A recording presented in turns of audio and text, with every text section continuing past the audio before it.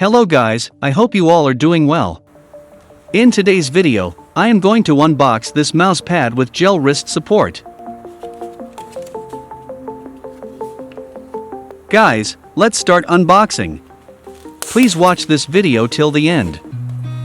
I've seen a lot of change, been through a lot of pain. Some things are not the same as they were a year ago, but all will be okay. I move on each and every day. The past is where it stays, way back a year ago. The polyurethane non-slip base keeps the mouse pad in place. Better this time.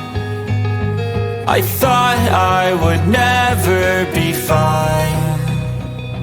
I strive just to say I'm alright, and for the first time in a long time I'm alright. I've seen a lot of change, been through a lot of pain. Some things are not the same.